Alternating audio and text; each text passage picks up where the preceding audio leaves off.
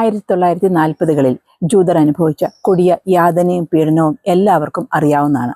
Concentration ക്യാമ്പുകൾ, Auschwitz, holocaust, an Frank house.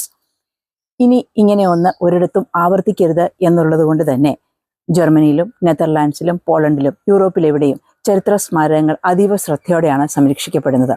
ലേഡനിൽ ജൂതന്മാർ താമസിക്കുന്ന വീടുകളിൽ നിന്ന് പിടിച്ചുകൊണ്ടുപോകപ്പെട്ടവരുടെ പേരുവിവരങ്ങൾ അവരുടെ വീടിന് മുൻപിൽ ഒരു പിച്ചള ഫലകത്തിൽ കുത്തിവെച്ചിട്ടുണ്ട്. സ്ലോപ്പേഴ്സ്റ്റെയിൻ എന്നാണ് ഇവ അറിയപ്പെടുന്നത്. ഇവിടെ ഈ വീട്ടിൽ നിന്ന് തന്നെ 5 പേരാണ് ഇല്ലാതായത്. മനുഷ്യനോട് ചെയ്ത ക്രൂരതയുടെ ഓർമ്മപ്പെടുത്തലായി നമ്മൾ നടക്കുന്ന വഴികളിൽ ഇവ കാണുമ്പോൾ ഒരു നിമിഷം ഞാൻ നിൽക്കാറുണ്ട്. യഥാർത്ഥത്തിൽ ഇന്നിവിടെ നിൽക്കുമ്പോൾ ഒരു കാലത്ത് ഇവരോട് കാണിച്ചത് തന്നെയല്ലേ ഇന്ന് ഇവരും മറ്റുള്ളവരോട് ചെയ്യുന്നത് എന്നതിൽ വിയോജിപ്പും വേദനയും തോന്നാറുണ്ട്. വാസ്തവത്തിൽ കാലവും വംശവും മാത്രമേ മാറുന്നുള്ളൂ. യാതന അനുഭവിക്കുന്നത് എന്നും സാധാരണക്കാർ തന്നെയാണ്. ഹോളണ്ട് ഡയറീസിലൂടെ നിങ്ങൾക്കൊപ്പം ജ്യോതി ഹരിദാസ്.